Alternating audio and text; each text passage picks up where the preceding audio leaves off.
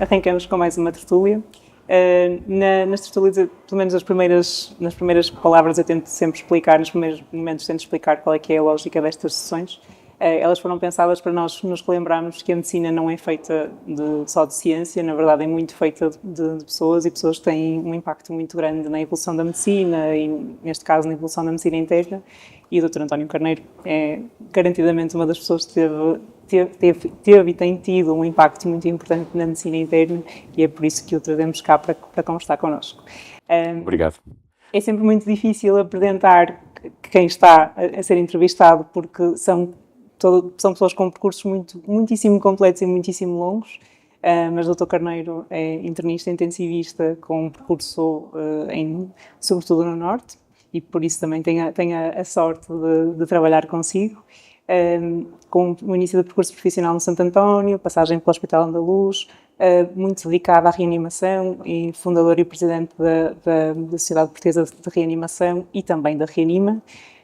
Mas todas estas coisas nós já vamos sabendo um pouquinho, e vou começar por lhe pedir para falar de como é que veio parar à medicina, de onde é que vem, como é que veio parar à medicina. Às vezes nós não temos a certeza de porque é que viemos parar à medicina, mas eu sei exatamente porque é que vim parar à medicina.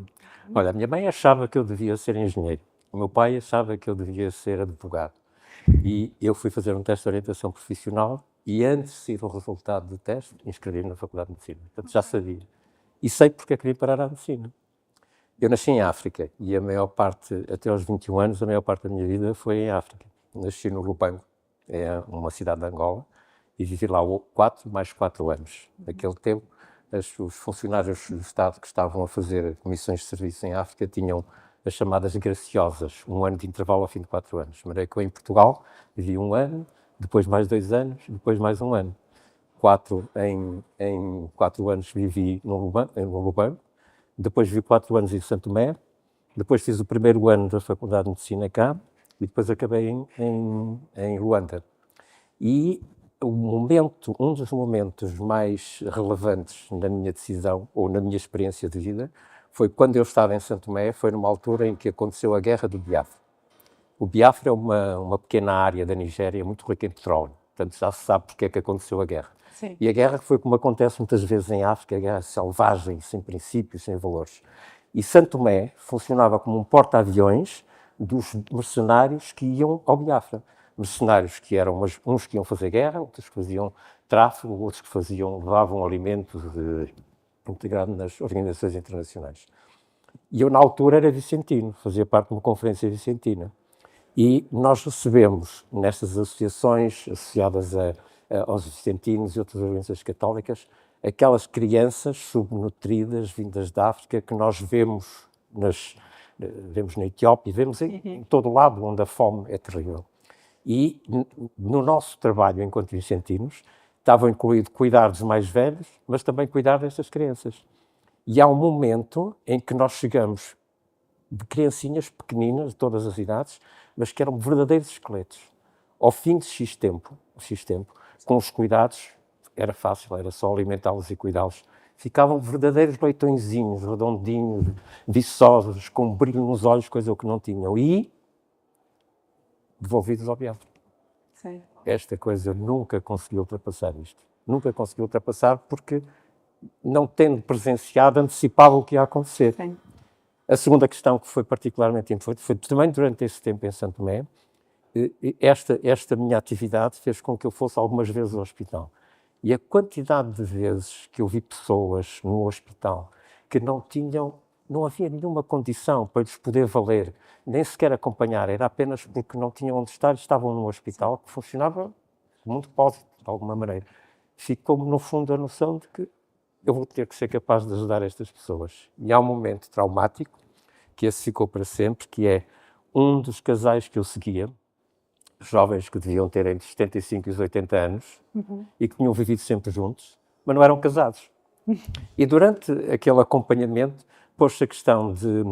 Ele estava bastante doente, pôs-se a questão de, eventualmente, eles virem a casar. Não fui eu que pus a questão. Eles é que, de alguma forma, nós levávamos sempre muitas coisas, alimentos, acompanhávamos que fizeram isso, achavam que isso era o momento de o fazerem.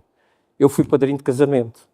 E durante o casamento, o senhor deste grupo tem uma hemoptise violenta e morreu 2 dias depois. Ok. Não sei dizer que doença tinha, na altura não era capaz de fazer isso. Sim. Estes 3 episódios tornaram claro que havia uma coisa que, se eu fosse capaz de fazer a diferença, de maneira que a minha decisão de fazer medicina vem desses meus tempos de Santo Tomé, que são os meus tempos de adolescência. Eu estou em Santo Tomé entre os 13 e os 17 anos. Ok. E Santo Tomé é um sítio paradisíaco, Sim, sim. mas que tem a realidade. Pois. E que não é fácil de modificar essa realidade, nem de influenciar. Se fores lá agora, vais ver condições piores do que as tinha naquela altura. Porque naquela altura as roças eram uma fonte de financiamento adequada para uma quantidade grande de pessoas, em particular migrantes, nomeadamente migrantes cabo-verdianos. Hoje a situação o financiamento é mais difícil, há mais falta de dinheiro, há menos organização e as coisas são mais difíceis lá. A não ser a exuberância daquela natureza, que é uma coisa inesquecível. E quando é que voltou para Portugal? Olha, essa é outra experiência também curiosa. Portanto, eu fiz o primeiro ano de medicina cá em Portugal, depois fui para Luanda e fiz lá o segundo, terceiro e quarto ano. No meu quarto ano de medicina surge o 25 de Abril. E com o 25 de Abril, os enfermeiros do Hospital Universitário de Luanda eram, na sua maioria, portugueses e 80% dos enfermeiros vieram embora. De maneira que o Hospital Universitário de Luanda ficou sem enfermeiros. Nós estávamos naquela altura em que havia comissões para tudo. E no Hospital Universitário também houve uma comissão que tinha toda a gente. Tinha o cirurgião, o médico, o enfermeiro, não sei o quê, e o aluno. Portanto, eu também fiz parte desta comissão. E durante este período em que nós estamos lá, portanto, eu começo como a saída dos enfermeiros e neste contexto relacionado com a gestão do hospital, há uma série de alunos do quarto ano, a partir do quarto ano, que estavam nas clínicas, que fizeram 1 mês de formação intensiva a trabalharem como enfermeiros. E, portanto, durante o tempo em que eu ainda estive lá, trabalhei como auxiliar da enfermagem. Os enfermeiros que haviam colocados nos seus postos, auxiliar da enfermagem. Isto fez com que eu fizesse muitas vezes, não só a urgência, como a enfermaria, e a enfermaria que eu fazia era, no essencial, a enfermaria pós-de-bloco. Pós-bloco de guerra. Portanto, aquelas coisas que tu vês, os carros e as carrinhas com uma metralhadora montada, que tu vês nos filmes do Médio Oriente, essa coisa aconteceu em Luanda. E aconteceu isto fundamentalmente quando tu tens os 3 movimentos de libertação, a UNITA, o MPLA e a FNLA, que dentro da cidade de Luanda, bumba, até que um dia foi bombardeado o hospital. E quando o hospital foi bombardeado, aquele 3º piso foi todo arrasado, morreram 3 pessoas. E nós transferimos o hospital, deixa-me voltar a repetir esta coisa louca, transferimos o hospital nos 3 dias seguintes para instalações que não eram um hospital. Portanto, a experiência mais radical em relação a este tipo de experiência, portanto, quando a guerra ainda estava, o hospital não tinha sido bombardeado, para nós irmos para o hospital, íamos numa coluna militar, havia uns carros de guerra, que são os carros todos blindados, que têm uma metralhadora em cima, que se chamavam os panhartes, de maneira que esse ia à frente, os caminhões, que eram as berliers, vinham atrás, e nós íamos deitados no chão, porque a guerra estava a passar ali. E, portanto, quando chegava ao hospital, mais do que uma vez aconteceu, nós termos algum tempo para sair da berlier, porque, entretanto, a guerra estava andando ali por cima. E que, às vezes, nós entrávamos na Avenida Brasil, em direção ao Hospital Universitário, e o tal panhar que ia à frente, com a breda, uma metralhadora antiaérea, para parar a guerra enquanto a gente passava. Pronto, de maneira que isso foi uma experiência muito radical. De tal forma que eu depois vim para Portugal, no final de 75, e não fiz nada do ponto de vista do estudo que me permitisse fazer as cadeiras em atraso. Perdi 1 ano nessa altura. E voltei outra vez para Portugal. Foi um ano bem perdido, Dr. Carneiro. Foi uma experiência muito radical e muito... Como é que conseguiu não levar um tiro? A pergunta que me está agora aqui sabes que são experiências, parece aquelas histórias que fizeram a tropa. Eu nunca fiz tropa. Na altura de fazer a tropa, eu não fiz tropa porque não eram precisos tantos médicos. Foram só X e eu não fui sorteado para fazer a tropa. Portanto, não fiz tropa, fiz serviço médico à periferia. Mas, no essencial, aquilo era fundamentalmente assim. Nós, naquela atividade, estávamos sempre disponíveis para tudo. E a maior parte das coisas que nós fazíamos era urgência. Mas, no fundo, havia a noção de que a guerra total estava em curso.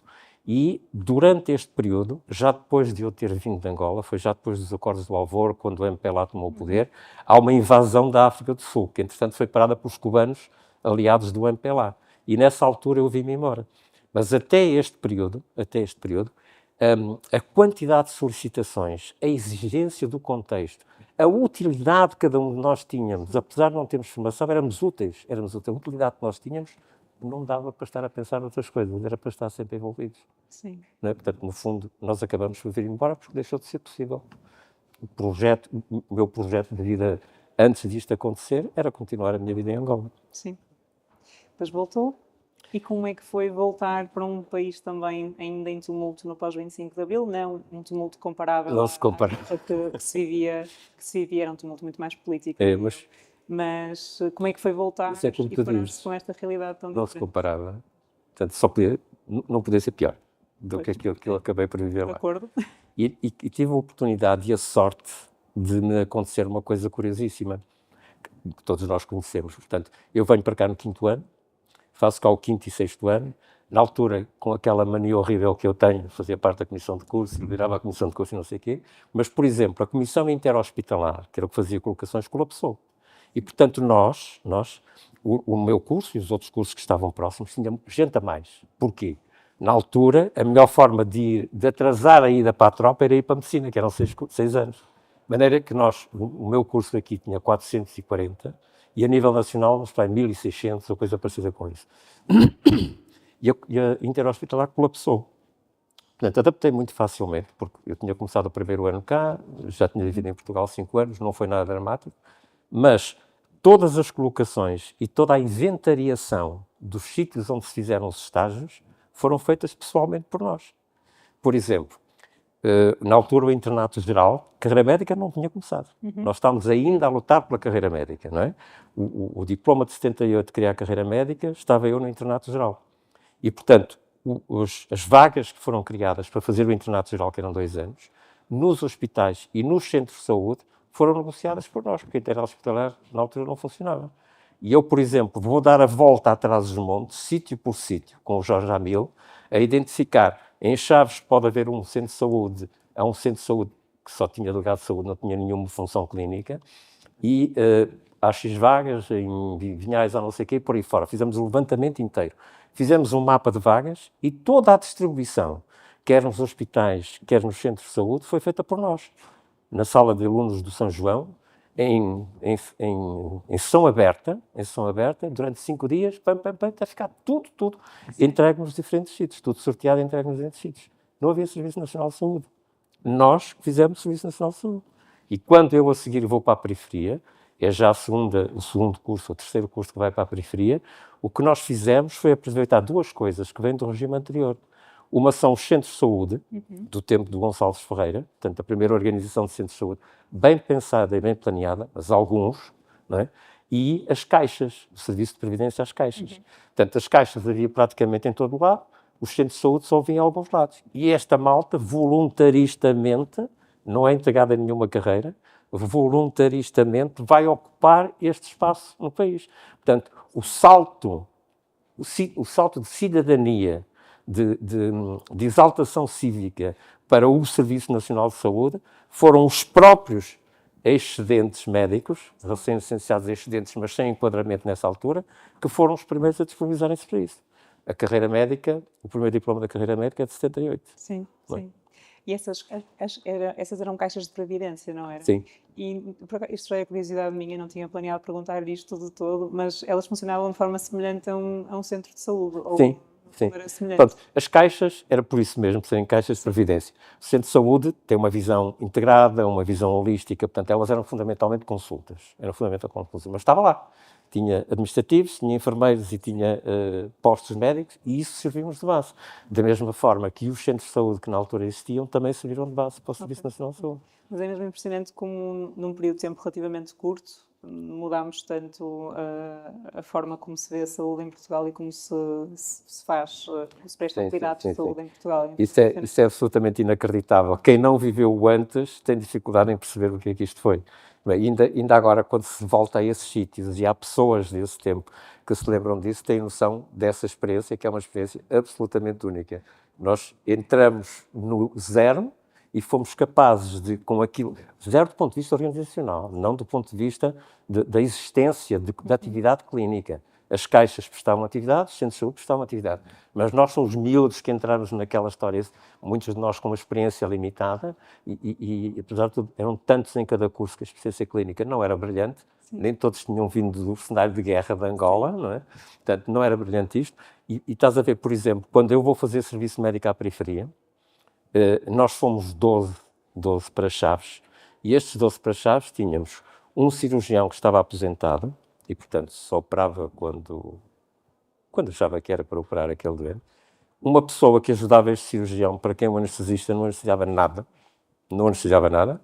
o anestesista, que era o delegado de saúde na altura, um homem absolutamente fora de série, o Arnaldo Videira, que era anestesista, era jurista, tinha um curso de História e tinha um outro quarto curso, que eu já não me lembro qual era, mas tinha 4 licenciaturas. E era um homem que anestesiava em Trás-os-Montes. Portanto, o ambiente é deste género, anestesiava em Trás-os-Montes, estás a ver? Ele tinha um Triumph, tinha brevet e tinha uma moto de motocross. Umas vezes de avionete, outras vezes de Triumph, outras vezes de moto. Mas eu anestesiava em Mirandela, em Valpaços, em Bragança, em Vila Real, de maneira que o Videira anda por aí, mas aonde está, a gente vai saber daqui a alguns tempos. E é este homem que é o delegado de saúde de Chaves. E quando nós chegamos a Chaves, eu e o Jorge Jamil, conversando com ele, que condições é que temos para fazer aqui o estágio do internato geral, na altura era o internato geral ainda, condições é que temos, e ele estava-nos a dizer, o que a gente precisa é andar para essas aldeias a fazer saúde pública. E já tenho ali uma carrinha Fiat para montar lá dentro os equipamentos dos centros de saúde e vamos andar para aí pelas aldeias. E eu olhei para o Jorge e disse, este homem precisa de ajuda. Vimos para aqui e fomos para o centro de saúde. E quando saímos de lá, quando os nossos 3 turnos, durante aqueles 2 anos, tínhamos assistência a todas as grávidas que o quisessem, a todos os filhos delas que o quisessem, planeamento familiar com os cônjuges, e eu vou-te já contar uma história desta dos cônjuges a seguir, observação de todos os recém-nascidos e saúde escolar a todas as escolas. Portanto, estás a ver a diferença que foi de um momento para o outro, E a sensação de recompensa que deve ser sentir que tiveram esse impacto todo. Justifica tudo. Era muito mais divertido, se calhar, fazer medicina na altura, não é? Foi muito. A medicina e tudo o resto, não é? É a dimensão social e tudo o resto. Estás a ver? Tu chegas à aldeia, vês as crianças todas, orientas as crianças todas, e nós fizemos este plano com um esquema montado. O Jorge Amil foi para o São João, o Jorge Amil foi para a Gaia, eu fui para o Santo António, o João Almeida e a Dialina foram para o São João, e nós ficamos com os respectivos contactos. Como é que nós conseguimos fazer isto em Chaves, nesta altura? Porque quando era necessário discutir planeamento familiar ou qualquer coisa no género, o Dr. Albino Aroso ia connosco pessoalmente lá. E, portanto, com o sacerdote e os professores primários, foi uma limpeza. Não houve problema nenhum, porque houve uma resposta imediata para os que quiseram. E como é que nós conseguimos lidar com a pediatria? Pela mesma razão. No São João, Norberto Teixeira dos Santos deu-nos uma total cobertura e nós referenciávamos todas as crianças que fossem necessárias referenciar. De maneira, foi uma diferença muito compensadora, justificou tudo. Consigo perceber que sim. Mas depois dessas aventuras todas, houve vários momentos em que voltou à África mais tarde, correto? Ou estou enganada? Períodos mais curtos, mas... Não. O meu retorno a Luanda é um retorno curioso. Eu levei mais de um ano para decidir ir a Luanda. E a razão porque fui convidado para ir a Luanda foi para fazer a titulação dos primeiros intensivistas formados em Angola, no Hospital Universitário em Luanda. A Lina Antunes era a responsável deste projeto, ela fez uma articulação com o CIP de Santo António e, portanto, eu vou a Luanda nesta altura para a titulação. Sim. E a minha mensagem era fundamentalmente esta: vai correr mal. Luanda, quando eu vivia em Luanda, aquilo era uma cidade ajardinada, cheia de jardins, muito aberta, a maior parte dos cinemas eram esplanada, em particular aquela zona da Baía de Luanda, que tem a Ilha de Luanda, e depois no Morro de Miramar tens uma vista espetacular, casas muito senhoriais nesses locais, e eu agora vou voltar para lá e não vai ser nada disto. Mas resolvi este problema no avião, porque ao dar a volta no avião, desta sociedade ajardinada, europeizada, o que eu encontrei são 40 km no seco. Pronto, não é a mesma coisa. Portanto, a minha memória continua preservada. Sim. E o resto depois foi mesmo o mesmo sentido de finalidade. Tivemos lá numa altura, estes intensivistas foram formados no sítio de Santo António e, portanto, eles quando eram 5, depois foram titulados lá e nós fomos lá juntar-nos aos tutores deles lá, nomeadamente a Lina Antunes, foi responsável do projeto, e juntar-nos a eles para fazermos a titulação da medicina intensiva em Angola. Ok. Portanto, depois desse período de internato geral, agora já voltando aqui para o percurso cá, fez a especialidade de medicina inteira, certo? Fiz, mas com uma particularidade. A periferia fiz também em Chaves, não é? Era o que eu te estava a dizer. Tinhas aqueles 4 médicos e o resto tudo na urgência de Chaves, éramos nós que tratávamos tudo. Sim.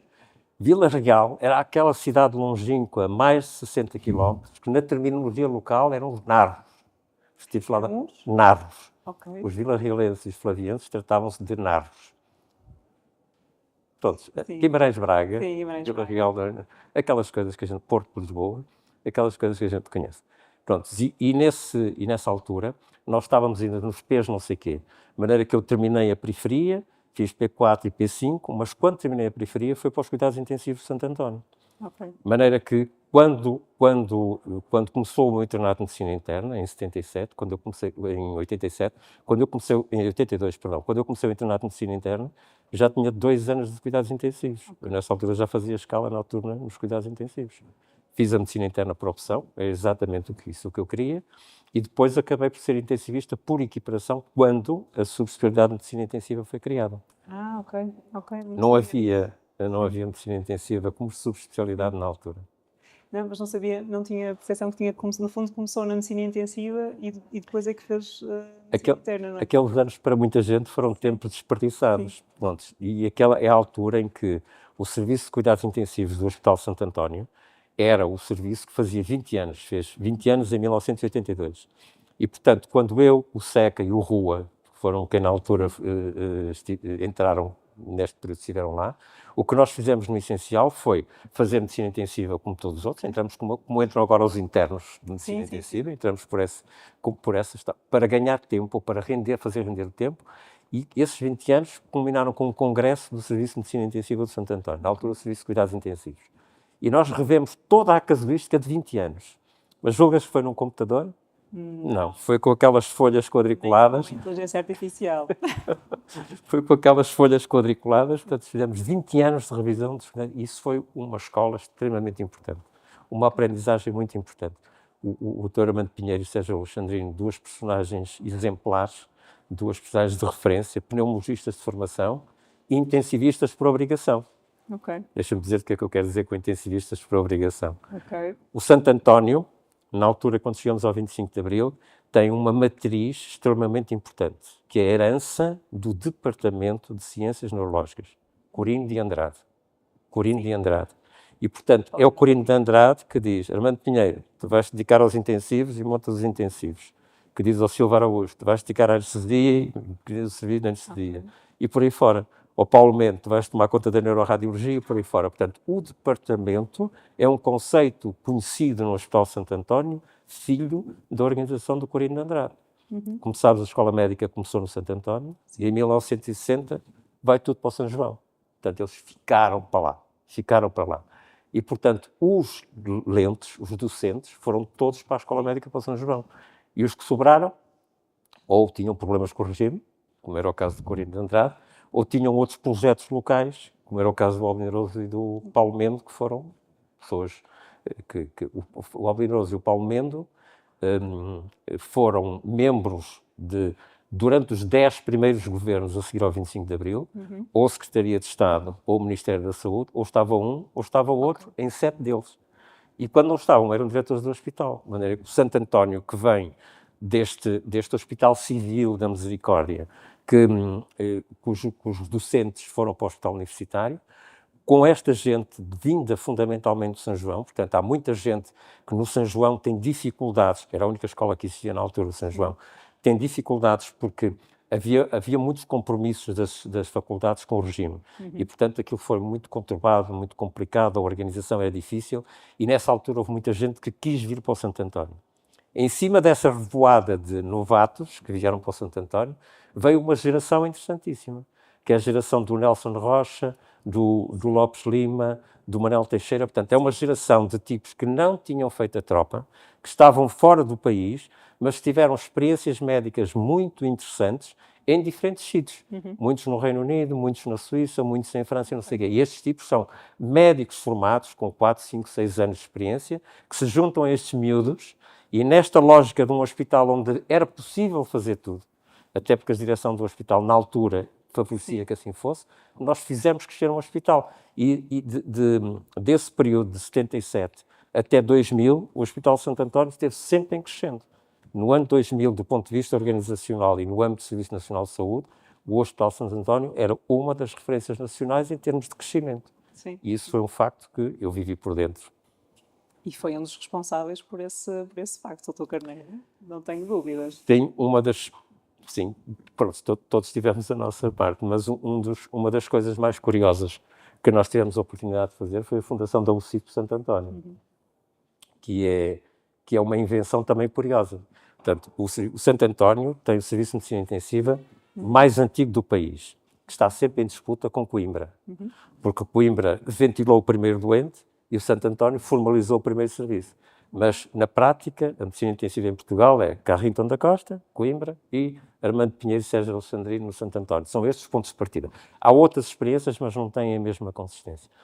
E, portanto, num hospital que tinha esta medicina intensiva com esta tradição, a determinada altura sai do pé da urgência e vai para as instalações atuais.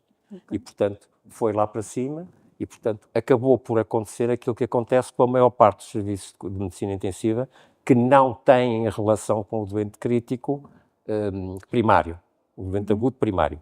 Portanto, ficou lá para cima e, portanto, se tem vagas é comigo, se não tem vagas não é comigo. É uma experiência que nós conhecemos de todo lado. Sim. É isso que faz com que neste hospital se faça um novo serviço de cuidados intensivos. A primeira sala de emergência que se fez em Portugal foi no Santo António, porque antes disso entrava-te uma pessoa qualquer numa situação urgente e, portanto, vinha a sangrar, ou vinha em coma, ou tinha um traumatizado, entrava na pequena cirurgia, entrava na triagem, o doente que estava lá saía para entrar o mais grave tinha o seu destino e o que estava fora voltava a entrar. Era assim que funcionavam as triagens nessa altura. Portanto, a sala de emergência, para tudo aquilo que é emergência, acontece nessa altura. Okay. E quando nós montamos a UCI, portanto, temos uma unidade de cuidados intensivos polivalente, 4 internistas e 4 anestesiologistas, equipas de Santo António, e tomamos, por definição, tomarmos conta de toda a emergência interna, portanto, toda a emergência dentro do hospital, éramos nós que ocorremos, e toda a emergência externa. Pronto, isto nunca não existia em Portugal. Sim. E ainda hoje não existe.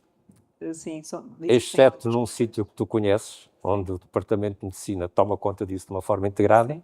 A generalidade dos sítios, os sítios de emergência tendem a ter uma autonomia em relação aos intensivos e os intensivos, na maior parte das vezes, estão afastados da urgência. Sim.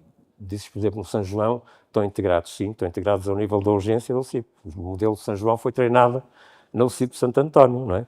O Jorge Almeida, o Pizarro e essa gente estagiaram no Santo António e depois, juntamente com o Zé Artur Paiva, constituíram este modelo, que é um modelo com maior integração, que é essencial. Sim. A integração na medicina interna é um fator determinante. E fundamental para uma prestação de cuidados de saúde minimamente equilibrados e focados no doente, não é? Absolutamente.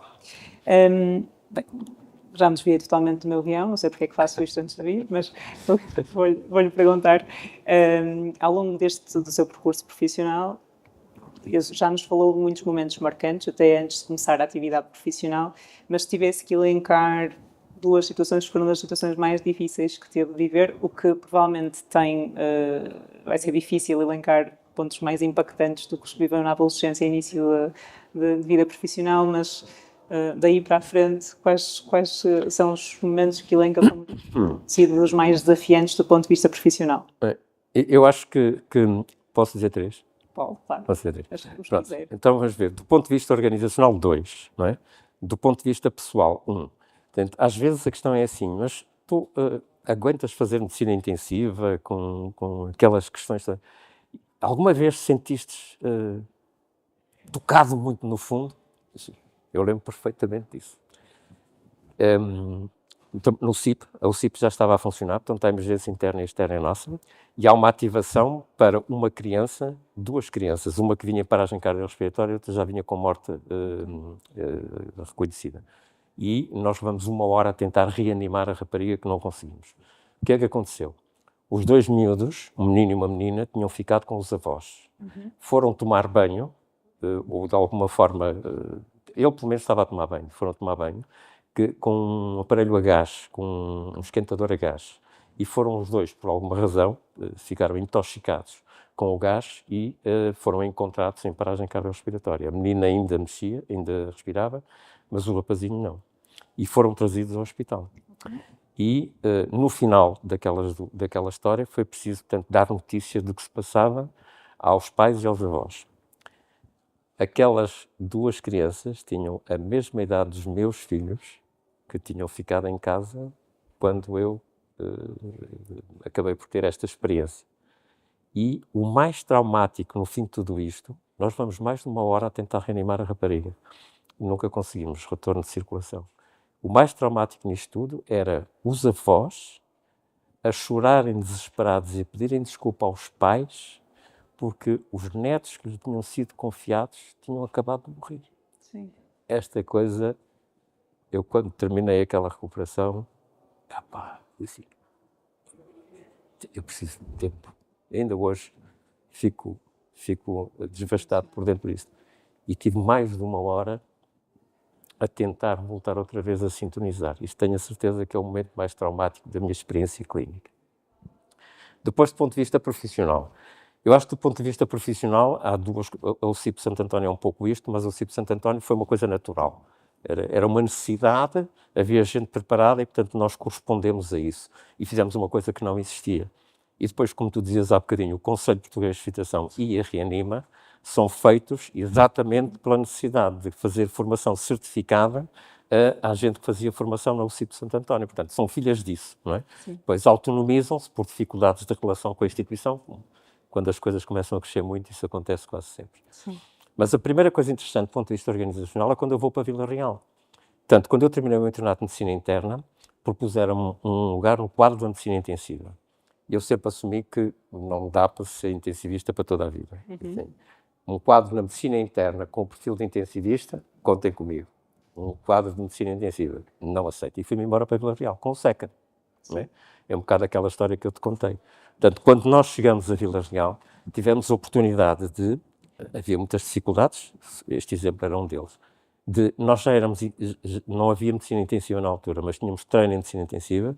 Portanto, fizemos uma escala na UCI de Vila Real, tomamos cada um conta de uma equipe de urgência, dividimos o serviço de medicina a meios, vocês os dois aqui, nós os dois aqui, criamos uma unidade intermédia e fizemos uma consulta de integração de toda esta história. Sim. A maior parte das pessoas que faziam urgência em Vila Real, portanto, com as dificuldades que tu imaginas na altura, eram médicos de medicina geral e familiar.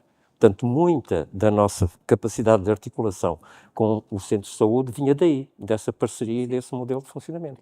E nós conseguimos montar este modelo integrado. Portanto, o que foi muito compensador, porque na altura em que nós fomos para Vila Real, costumavam dizer jocosamente de Vila Real, é o Cabanelas 2. Okay. Cabanelas é a empresa de caminhonagem. Sim. Não é? Portanto, diagnóstico difícil, Porto. E nessa altura, um pouco fruto da mesma lógica que nós tínhamos usado em Chaves, passamos a fazer as consultas lá. Preparamos os doentes aqui e os nossos especialistas vão lá. E, entretanto, há mais gente que vai para o quadro de Vila Real e conseguimos montar esta lógica de forma integrada. E isto tem uma particularidade. O administrador do hospital era o Dr. Lima Cardoso. Sim. Que era o diretor do Hospital da Luz Rábida, quando eu decidi deixar o Hospital Santo António e ir para o Hospital da Luz Rábida. Sim. E essa é a razão pela qual, no Hospital da Luz Rábida, nós conseguimos montar o departamento que temos atualmente. Portanto, o facto de nós termos neste hospital privado um departamento que tem a medicina interna, a UCI, a urgência e o ambulatório todo no mesmo departamento. Tem a ver com isso. Vocês sabem, então, é uma oportunidade de cuidar das pessoas e de organizar e fazer trabalho em equipa imperdível, não é? ela foi possível porque o administrador do Hospital da Luz Rábida era o mesmo Lima Cardoso. Portanto, E já tinha visto isso acontecer. ele já tinha tido prova provada de que o modelo integrado é um modelo que tem muitas virtualidades e que funciona. Pois, claro, a nossa equipe no Rábida, ninguém caiu do céu, todas as pessoas foram convidadas uma a uma, portanto, faz com que tenhamos uma equipe de excelência. Vou desviá-lo da medicina. Portanto, fora da medicina, sei que faz, e já fez e faz muitas outras coisas. Queremos falar de qual é que é a sua outra paixão, ou que outras paixões tem além da medicina? O associativismo, já percebemos que sim, sim, um check. Paixões no sentido de muito arrebatamento, não tenho assim nenhuma paixão que seja um grande arrebatamento. Tem que ser... Mas deixa-me dizer que gosto de uma boa comidinha. Pronto, aquela capacidade de perceber aquele restaurante, o que se faz e o que se come, e a minha mulher é uma parceira magnífica. E em particular neste contexto muito mediterrâneo, onde o sítio, o espaço, o sol, a paz, a boa comida portuguesa, que é de certeza a melhor do mundo, e o bom acompanhamento vitivinícola, que vem muito a contribuir. Não estamos nada mal servidos em Portugal, muito pelo contrário. Pelo contrário. Segundo é a fotografia. Eu acho que a fotografia tem uma coisa dramática, é que é horrível passear com fotógrafos, porque o fotógrafo tem o seu próprio trajeto, vê coisas que os outros não veem, entretém-se, acha imensa piada, um plano, outro plano, assim, é horrível fazer com fotógrafos. Pronto, mas eu, apesar disso, quando tenho disponibilidade para isso, acho que é uma coisa deliciosa, a gente entra noutro mundo e fantasia a fotografar. Tu sabes, também és uma apaixonada.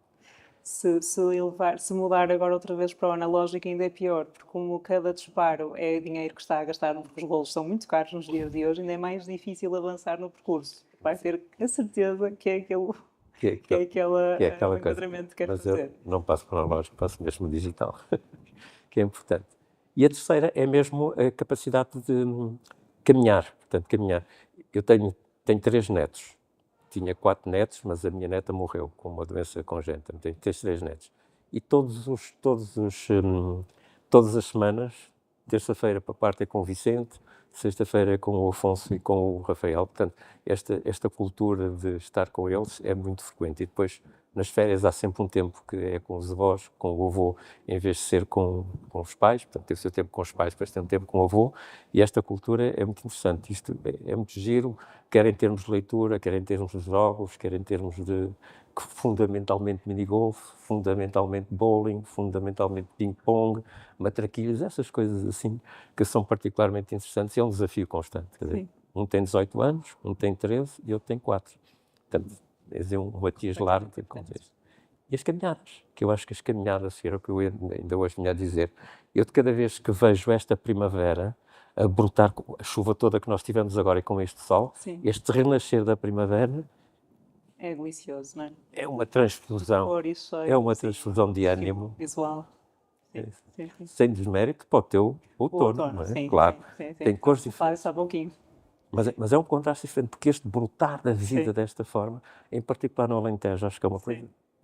Mas eu explico-lhe, isto não é sobre mim, mas eu explico muito rapidamente o meu porquê com o outono. Eu não conheço ainda o Japão, é um país que eu quero muito visitar e estava há uns tempos a tentar decidir, estive quase para ir este ano, mas não vai ser possível, e estava a tentar decidir em que altura é que eu queria, porque toda a gente vai nas estrangeiras em flor, mas decidi que quando for vou no outono. Por 2 motivos, porque há menos gente e porque acho que os tons do outono de facto são mais místicos. Vou ter que prestar a minha enteada. Minha enteada é uma fanática do Japão. Mas voltando a si, não era, eu vou fazer isto, não é minimamente sobre mim.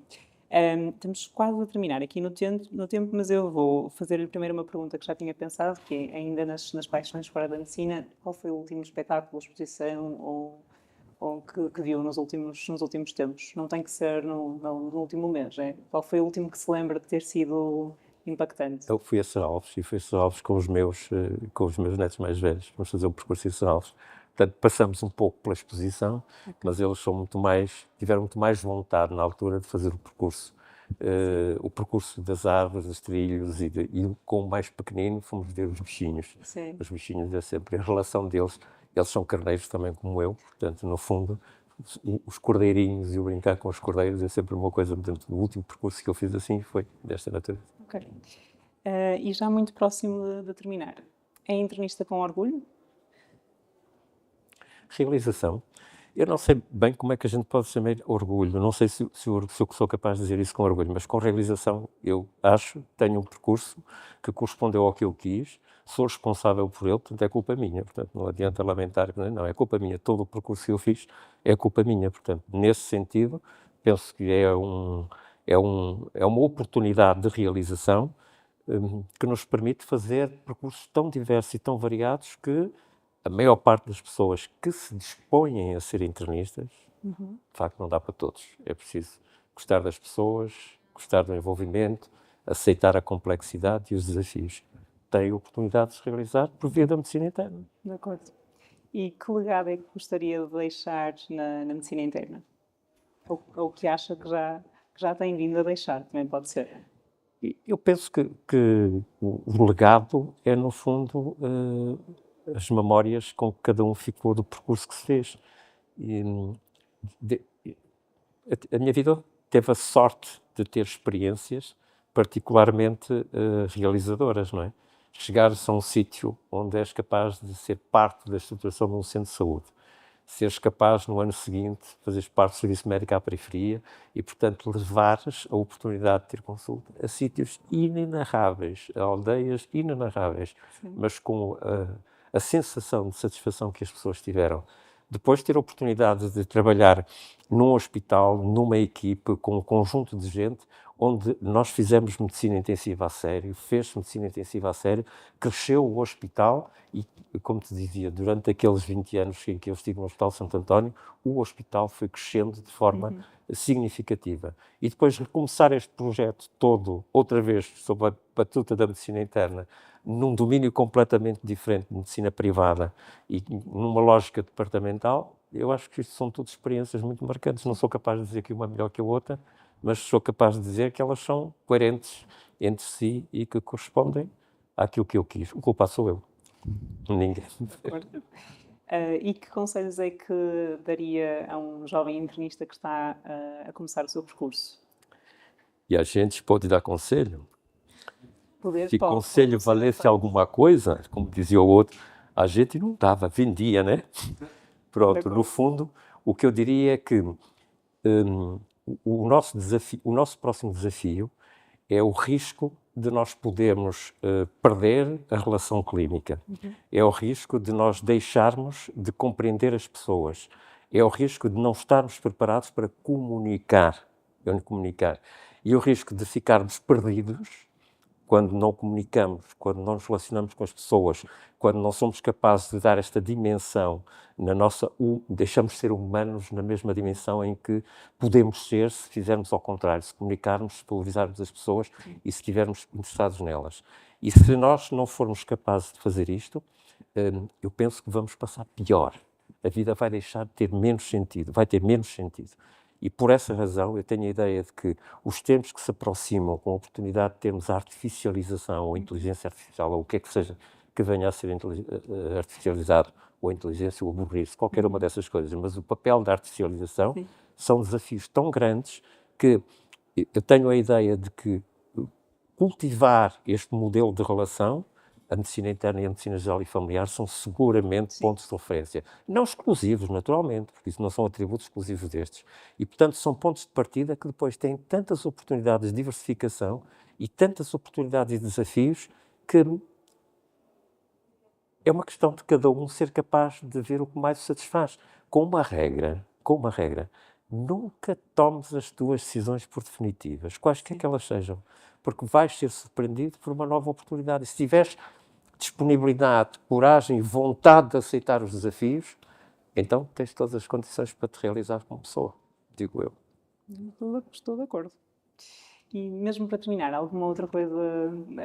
Podemos ter falado de imensos aspectos da sua vida e do seu percurso.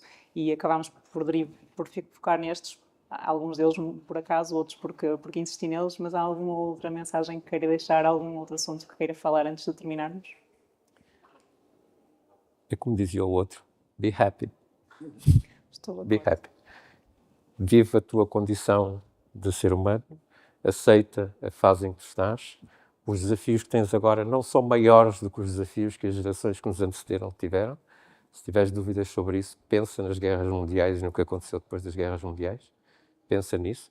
Não estou a dizer que nós não estejamos em guerra nesta altura, mas nós não estamos ainda, mas pensa nas oportunidades que nós temos e na capacidade de realização com projeto. No dia em que deixares de ter projeto, ficas aquém da tua capacidade de realização. Isso é uma coisa essencial. Os projetos são os que na altura forem os concretizáveis. Umas coisas acontecem agora, outras acontecerão na tua altura. Desde que tenhas projeto, vais ter a oportunidade de dar passos em frente. Muito obrigada. Muito obrigada por esta conversa. Obrigada a todos que estão presentes.